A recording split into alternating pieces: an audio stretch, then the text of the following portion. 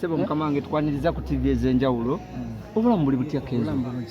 Assalamu alaikum wa rahmatullahi ta'ala wa barakatuh. Wa alaikum salam wa rahmatullahi. Simayo nga yamanyi. Of course. Soko tubulire ki ekibadde wano nakulwalira era mulamu akyo gumu. Ekibadde wano we have mental health day at UNMF.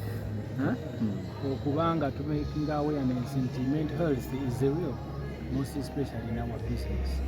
Mwena mulaba abayimbi baba artists abenjawulo nga babateeka online oba ku mitimbagano oba ku TV oba obuzibu bayitamu obwenjawulo. One, tulina problem ya ebizibu ebyenjawulo naye nga tumanyikiddwa nnyo okuba nti tutera okufuna challenges mu bulamu. Mubimanyi byenjogerako, and it is the reason why we are here with different partners first and foremost, making sure that tufuna as many as possible partners on board okubanga bajja ne babira part of a solution to a very big problem that we have. Okay. More industry. Simba yimbi bokka nina abantu bonna generally including our fans. Twogere kuba artists basically because if tusinga okutegeera nga gwe federation wamu n'akakiiko ko mugenda kukola mutyo kuba nti abantu abayina mental illness eyo mugenda bayamba. Ani katolo tutandise otandika nakuba nduli in case of any problem gwanga mujje osegedde kati kye tubaddemu olwaleero making awareness nti ekyo ekizibu tukirina organizinga era tuli mu kunoonya solution. Kati ono tutandika okunoonya abakugu ab'enjawulo nga mutadde ne media okutuyamba ku spreading award. Biki ebimu ebireetera abantu okugenda mu depression wamu ne stress? It depends. Olumu kisinziira omuntu byayitamu ne personal level ng'omuntu ye, ekirala kisinziira bye bamuleetedde. Abantu abamu tebamanyi controllinga pressure. Like for example kati kangambe ba artist kubanze ni mu art. Ojja kusanga omuntu nga Mukama yamugiftinga with a very beautiful voice naye nga ate tamanyi controlling audience. Osegeera. Oli omusange nga ne bya controlling audience abisobola naye nga tamanyi maintenance. Omulalo ojja musanga nga buli ati ono abantu buli omu Mukama yagenda mugiftinga different. Mulimu kolanga ali creative nnyo, omulala nga alina voice vocal nungi nnyo, omulala nga alina stage performance nungi nnyo, omulala nga asobola speed za njawulo. Kakati omwo mutandika okuva challenges ez'enjawulo. That's why abantu basanga nga yogenda ku stage n'akijjayo bulungi asooka kunywamu akenge. Omulala nga asooka kukubamu akantu. Omulala nga asooka ate kuddaawo ne bamujjubisa banne ne baka stage eno najanga. Omulala nga ate yalyoka akikola. Omulala nga alina challenge back. We have different programs. Mu mulimu. Kyovola abamu tutera okulaba results ez'enjawulo. Yes.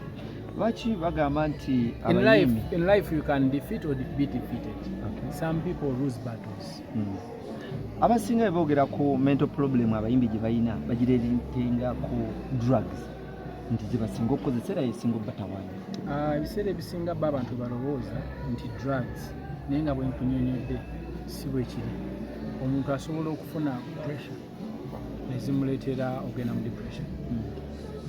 Omuntu asobola okufuna nga bw'owulidde Jackie agambye nti abantu baali bagamba bw'akozesa akawunga ku pain naye ng'ate ye yali alina backup problem ne batandika omukuba painkiller n'atuuka ekisa nga she cannot live without that painkiller. Nga painkiller yokka ye mukipinga going n'afuna control kuba yatuuka ekiseera nga teebaka naye ng'ate bw'agiteekamu yeebaka. Abasawo ne batuuka ne bamugamba efuuse nnyingi giveeko kati ate nga bw'agivaako awulira agenda kufa. Now the only way to survive is putting that painkiller. Kaakati today naye ng'ate abantu ffe bwe tumulaba tulabira ddala netandika omusiripu okumwebasa ebyokola n'abivaako n'adireyinga takyayagala pambuli takyayagala kola kintu kyonna nga eyo nefuuka nga gwe mulimo kati naye ng'ate yamulaba ayogera birala. So abantu bo balaba birala naye issues zanjawulo. For more than 15 years Eddie Kenzo obadde mu industry eno ki ekikuumiddemu nga tokozesa drugs? Nze first and foremost I put God first. Mukama nze nesigama nnyo Katonda mu buli byenkola. Era Mukama Katonda angayidinga, not because I don't go through different stages in life. I go through a lot also as a human being. Naye Mukama yampa a very strong mind. I know how to compose myself and come back on track, no matter the pressure, no matter what. But not everyone is like me. But I'm handling issues differently. ng'ogyeko ekyokuba nti omukwano gwali gukusuddeko mu depression ekyo kyo tukikkirize kyekirala kyojjukire kyali kikusuddeko mu depression nga okutereezaako nsigendangako mu depression lwa mukwano era simanyi okijje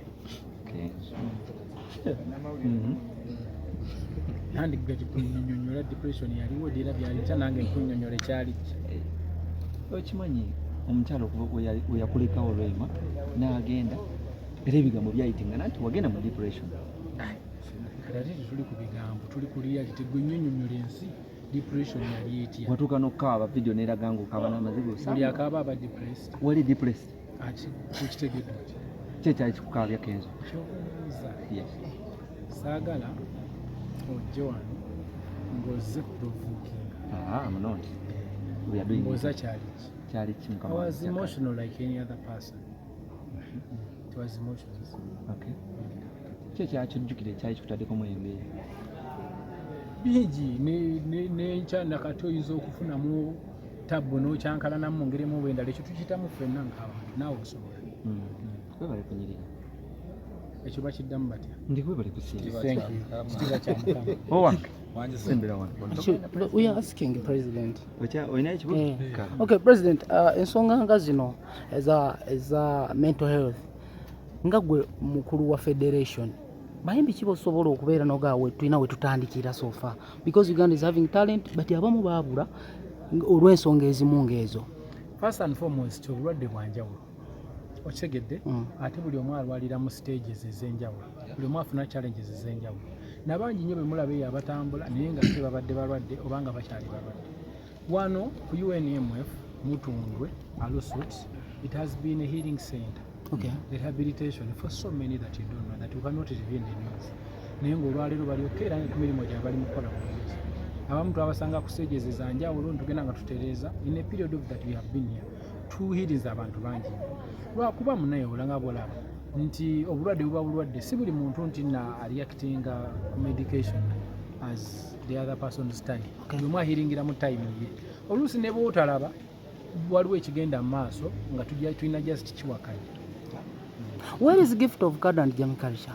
The gift and card and jam culture baina nabo oyo bali era they are going through what they are going through but we just need to give it time and see how we can still work together nze naawe okulaba nga they can come back to where they are supposed to be. Eddie Kenzo, healing process y'omuntu yenna abadde depressed tulowooza nti ebeera rehab okusookera ddala abantu nga Grace Khan bali mu rehab obudde buneeno tulabyeko abantu nga fiye ng'ogamba nti bavuddeyo abakyaliyo tugenda beera ne rehab eyawamu oba omuntu agenda bayifangako sekinnoomu ensonga lwaki olwaleero tukuŋŋanyiza abafatanazi ab'enjawulo ntwinvolvinga ne Ministry of Health tugenda kuinvolvinga abantu ab'enjawulo palamenti gavumenti what n'abantu baffe abawagizi baffe okulaba nti we can build something very safe for their musicians oba artists omuyimbi wasobola okugenda olw'okuba ali popular aleme kwetya nti abantu bajja musekerera bye tuliko okulaba nti tuli mu kuyiya can we have our own ka facility where someone asobola okugenda n'alaba ku munne nti negundi mumanyi